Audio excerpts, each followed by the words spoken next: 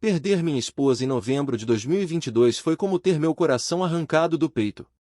Ela era a luz da minha vida, a pessoa que me fazia acreditar que tudo era possível. Nosso amor era profundo e verdadeiro, e sua ausência deixou um vazio insuportável. Lembro-me do dia em que ela partiu como se fosse ontem, o hospital frio, o som incessante dos monitores cardíacos, finalmente, o silêncio ensurdecedor que se seguiu. A dor era tão intensa que mal conseguia respirar. E, no meio de todo esse sofrimento, eu ainda tinha que lidar com a realidade de que agora estava sozinho para cuidar dos 3 enteados que ela me deixou. Os enteados, 3 jovens adultos de 21, 22 e 25 anos, sempre foram um desafio. Desde o início, deixaram claro que eu não era seu pai, apesar de estar em suas vidas há mais de uma década. Essa rejeição constante era uma ferida aberta, mas eu suportava por amor à minha esposa. Ela sempre acreditou que, com o tempo, eles me aceitariam. No entanto, com sua morte, qualquer esperança de uma relação mais próxima parecia ter morrido junto com ela.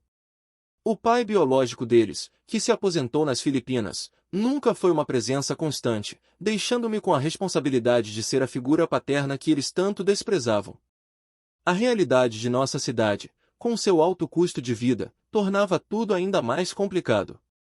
Minha esposa e eu sempre fizemos o possível para proporcionar um lar estável para os meninos. Não cobramos aluguel para que pudessem economizar dinheiro e se estabelecer melhor na vida. Eu pagava todas as contas, luz, água, internet e até fornecia comida para o mais novo, que ainda estava na escola. Era um sacrifício constante, mas acreditávamos que estávamos fazendo o melhor para eles. No entanto, com a morte dela, essa dinâmica começou a desmoronar. A casa, que antes era um refúgio de amor e risadas, tornou-se um lugar de tensão e silêncio. A ausência dela era palpável em cada canto, em cada objeto que ela tocou. Eu me via perdido, tentando manter a casa em ordem enquanto lidava com minha própria dor. Os enteados, por outro lado, pareciam indiferentes ao caos que se instalou. A falta de empatia e colaboração deles era chocante e dolorosa. Eu estava sozinho, lutando para manter a promessa que fiz à minha esposa de cuidar deles, enquanto eles me tratavam como um estranho em minha própria casa. Antes da morte da minha esposa, os enteados, que antes contribuíam minimamente, agora não faziam absolutamente nada para ajudar. A casa, que já estava mergulhada em tristeza, tornou-se um verdadeiro caos. Eu me via sobrecarregado, tentando lidar com a dor da perda e, ao mesmo tempo, manter a casa em ordem. O mais chocante era a indiferença deles. Parecia que, com a ausência da mãe, qualquer senso de responsabilidade que tinham desapareceu completamente. A situação chegou a um ponto insustentável. Eu acordava todos os dias para encontrar a cozinha cheia de pratos sujos, roupas espalhadas pela casa e lixo acumulado em todos os cantos. Era como se eles não se importassem com o ambiente em que viviam. A falta de consideração era dolorosa e frustrante. Eu me via obrigado a contratar uma faxineira para ajudar a manter a casa habitável, algo que nunca pensei que seria necessário. A cada dia, a sensação de ser um estranho em minha própria casa só aumentava. O mais revoltante era que, mesmo com a faxineira, os enteados não faziam nenhum esforço para facilitar o trabalho dela. Continuavam a deixar a casa em um estado deplorável, sem qualquer remorso ou gratidão. Eu tentava conversar com eles, explicar a importância de manter a casa limpa e organizada, mas minhas palavras pareciam cair em ouvidos surdos. A falta de empatia e respeito deles era chocante. Eu me sentia cada vez mais isolado e desamparado, lutando para manter a promessa que fiz à minha esposa de cuidar deles. A frustração e o cansaço começaram a afetar minha saúde. Eu não conseguia dormir direito, preocupado com o estado da casa e com o futuro dos enteados. A dor da perda da minha esposa, combinada com a indiferença deles, estava me consumindo. Eu sabia que algo precisava mudar, mas não sabia por onde começar. A cada dia, a situação se tornava mais insustentável, e eu me via à beira de um colapso. A casa, que antes era um lar cheio de amor e risadas, agora era um lugar de tensão e desespero. A decisão de vender a casa não foi fácil, mas tornou-se inevitável diante da situação insustentável. Eu sabia que a casa tinha se valorizado significativamente desde que a compramos, e a ideia de me aposentar e talvez me mudar para as Filipinas começou a parecer uma saída viável. Coloquei a casa à venda, e o processo foi surpreendentemente rápido. Em poucas semanas, tínhamos um comprador. A sensação de alívio misturada com a tristeza era avassaladora. Eu estava prestes a deixar para trás uma década de memórias, tanto boas quanto ruins. Quando informei os enteados sobre a venda, a reação deles foi de choque e indignação. Eles não podiam acreditar que eu estava realmente vendendo a casa. Eu expliquei que a decisão não foi tomada de ânimo leve, mas que era necessária para minha própria sanidade e bem-estar.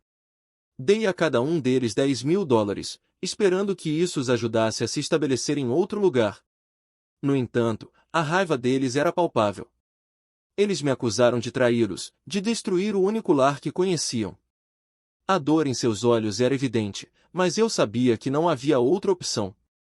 Os dias que se seguiram foram cheios de tensão. Eles começaram a evitar qualquer contato comigo, trancando-se em seus quartos ou saindo de casa por longos períodos. A casa, que já estava mergulhada em tristeza, agora parecia um campo de batalha silencioso. Eu me sentia como um intruso, alguém que havia quebrado uma promessa sagrada. Mas, ao mesmo tempo, sabia que essa era a única maneira de recuperar um pouco de paz e dignidade. A venda da casa era um passo necessário para um novo começo, mesmo que isso significasse deixar para trás aqueles que um dia considerei minha família. Finalmente, o dia da mudança chegou. Enquanto empacotava minhas coisas, não pude deixar de sentir uma pontada de arrependimento. Será que eu estava fazendo a coisa certa? Mas, ao olhar para a casa vazia, cheia de lembranças e fantasmas do passado, percebi que essa era a única maneira de seguir em frente. Os enteados, embora chateados, começaram a procurar um novo lugar para morar. Eles conseguiram juntar o dinheiro e alugar um apartamento, mas eu sabia que, se dependessem apenas do dinheiro que lhes dei, não teriam nada em um ano. A venda da casa marcou o fim de um capítulo doloroso e o início de uma nova jornada, tanto para mim quanto para eles. Após a mudança, a reação dos enteados foi de pura revolta. Eles se sentiam traídos e abandonados, e não hesitaram em expressar sua raiva. Recebi mensagens e ligações cheias de acusações e ressentimento. Eles me culpavam por destruir o único lar que conheciam e por forçá-los a enfrentar uma realidade para a qual não estavam preparados. A dor em suas palavras era evidente, e isso me atingiu profundamente. Eu sabia que a decisão de vender a casa era melhor para mim, mas não podia ignorar o impacto devastador que teve sobre eles. Enquanto eles se ajustavam à nova vida no apartamento, eu me vi refletindo sobre a situação. A casa, que um dia foi um símbolo de união e amor, havia se tornado um campo de batalha emocional. Eu me perguntava o que minha esposa pensaria de tudo isso. Será que ela ficaria enojada com a forma como os filhos a tratavam e a mim? Ou será que entenderia minha decisão de buscar paz e dignidade? Essas perguntas me assombravam, mas eu sabia que precisava seguir em frente. A venda da casa foi um passo necessário para minha própria sobrevivência emocional. Na minha nova cabana, a sensação de alívio era palpável. Pela primeira vez em muito tempo, eu podia respirar sem sentir o peso da responsabilidade esmagadora. A cabana, cercada pela natureza, oferecia uma tranquilidade que eu não experimentava há anos.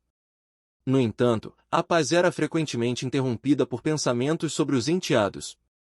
Eu me preocupava com o futuro deles, sabendo que o dinheiro que lhes dei não duraria para sempre. Será que conseguiriam se adaptar e prosperar sem o apoio constante que sempre tiveram? A vida na cabana me permitiu refletir sobre o passado e planejar o futuro. Eu sabia que precisava encontrar um novo propósito, algo que me desse alegria e satisfação. Comecei a explorar hobbies que havia abandonado há anos, como a jardinagem e a leitura. A solidão, embora difícil, também me ofereceu uma oportunidade de autodescoberta. Eu estava determinado a construir uma nova vida, uma que honrasse a memória da minha esposa e me permitisse encontrar a paz que tanto desejava. A jornada não seria fácil, mas eu estava pronto para enfrentar os desafios e abraçar as oportunidades que surgissem. O que achou dessa história? Você acha que eu realmente estava errado? Qual seria seu conselho para mim? Me deixe saber nos comentários. Se você gostou desse vídeo, demonstre seu apoio ao canal deixando seu like e um comentário. E considere ser um membro do canal clicando aqui embaixo no inscreva-se. Muito obrigado a todos por assistirem até aqui.